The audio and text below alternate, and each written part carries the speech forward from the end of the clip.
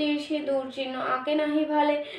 আমার সকল দর্শক বন্ধুকে শিপ্রা সিম্পল ব্লগে অনেক অনেক স্বাগত জানিয়ে আজকের ভিডিওটি শুরু করছি। আশা করছি কাছে এবং দূরে যে যেখান থেকে এই ভিডিওটি দেখছো সকলে ভালো আছো এবং সুস্থ আছো। আমরাও ভগবানের আশীর্বাদে খুব ভালো আছি। বন্ধুরা, সমস্ত হিন্দু ঘরেই লক্ষ্মী পুজো হয়। লক্ষ্মী ভার হচ্ছে বৃহস্পতিবার। প্রতিটা বাঙালি বাড়িতেই প্রতি বৃহস্পতিবার লক্ষ্মী পুজো করা হয়ে থাকে। মানা হয় বৃহস্পতিবার লক্ষ্মী পুজো করলে গৃহে লক্ষ্মী স্ত্রী থাকে, সংসার সুখ শান্তি ও সমৃদ্ধিতে ভরে ওঠে। আর তাই আমি কিভাবে বাড়িতে প্রতি বৃহস্পতিবার লক্ষ্মী পুজো করি সেই ভিডিও এখন আমি তোমাদের সাথে শেয়ার করছি। তাহলে চলো ভিডিওটি শুরু করা যাক। আর তাই দেখতেই পাচ্ছ, প্রথমেই আমি হাতে গঙ্গাজল নিয়ে 3বার মুখে ছিটিয়ে নিলাম নমো বিষ্ণু নমো বিষ্ণু নমো বিষ্ণু করে। তারপর গঙ্গাজল দিয়ে আরও একবার হাতটা ধুয়ে নিলাম। তারপর আমি সমস্ত পুজোর সামগ্রীর উপর গঙ্গাজল ছিটিয়ে দিলাম। এরপর আমি বিষ্ণু স্মরণ করে নিচ্ছি। ওম অপবিত্র পবিত্র বা সর্বাবস্থা গতই বিভা যশ স্বরে পুণ্ডরীকাক্ষ সবাজ্য অভ্যন্তরসূচি নমসূচি নমসূচি নমসূচি।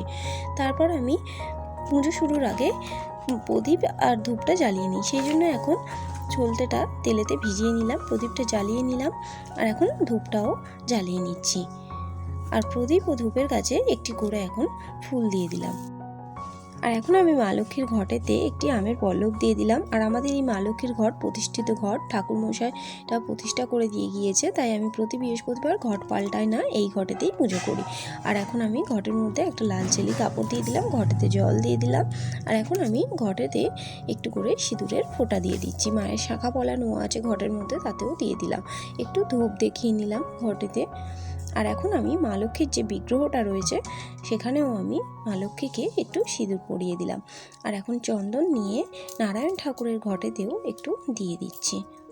আর চন্দনের ফোঁটা আমি নারায়ণ ঠাকুরের বিগ্রহতেও দিয়ে দিলাম।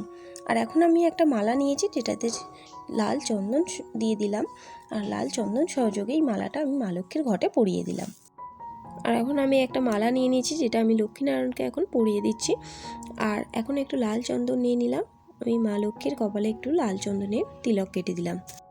আর এখন আমি একটা লাল জবা ফুল ও দূর্বা নিয়ে নিয়েছি, যেটা লাল চন্দন সহযোগে গণেশ ঠাকুরের কাছে নিবেদন করে দিলাম।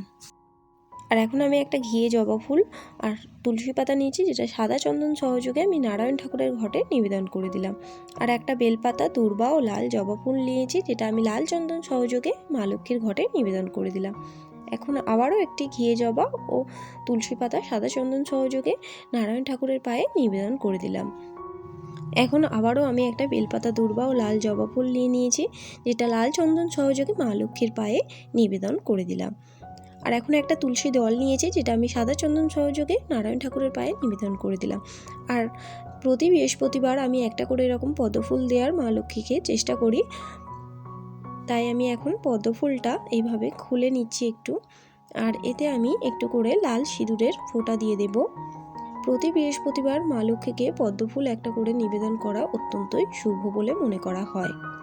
আমি এখন মা লক্ষ্মীর পায়ে পদ্মফুলটা নিবেদন করে দিলাম। এখন আমি মা লক্ষ্মীকে ভোগ নিবেদন করে দিচ্ছি।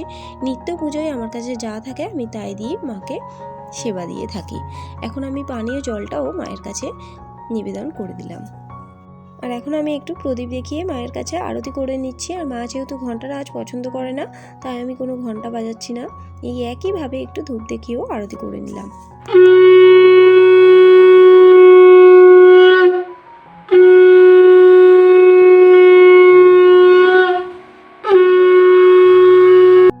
আর এখন আমার পুজো সম্পূর্ণ হয়েছে, তাই আমি আমার মনস্কামনা জানিয়ে মাকে প্রণাম করে নিলাম। আর এখন আমি পাঁচালি পাঠ করব। আর প্রতি বৃহস্পতিবারই এরকমভাবে আমার পুজো সম্পূর্ণ হলে মা লক্ষ্মীর পাঁচালিটা আমি পাঠ করে থাকি। ফাল্গুনী পূর্ণিমা নিশি নির্মল আকাশ, মৃদু মন্দ বহিতেছে মলয় বাতাস। স্বর্ণ সিংহাসনে বসি লক্ষ্মীনারায়ণ, উভয়ে মিলিয়া করে সুখে আলাপন। দেবর্ষি নারদ তথা আসি হেন কালে, প্রণমিল শ্রীহরির চরণ কমলে। হরিনাম কর্ণেবন উচ্চকণ্ঠে কথা বলে যখন তখন, অলস নিদ্রায় থাকে সদয় মগন। গমনে ভোজনে বাক্যে নাহিক সংযম, এমন নারীর কাছে আমি যে নির্মম। যেই নারী সন্ধ্যাকালে প্রদীপ না জ্বালে, সতীর সিঁদুর চিহ্ন আঁকে নাহি ভালে। সূচি বস্ত্র পরিকবু শুদ্ধ নাহি হয়, ঘৃণা বসে নাহি মনে। তো বন্ধুরা, এই ছিল আমার বাড়িতে প্রতি বৃহস্পতিবার লক্ষ্মী পুজো করার পদ্ধতি। খুব সহজ এবং সরলভাবে আমি যতটুকু জানি সেভাবেই পুজোটা করলাম। ভিডিওটি যদি তোমাদের ভালো লেগে থাকে লাইক, কমেন্ট, শেয়ার করে দিও। আজকের মতো এখানেই আমি শেষ করছি। জয় মা লক্ষ্মী।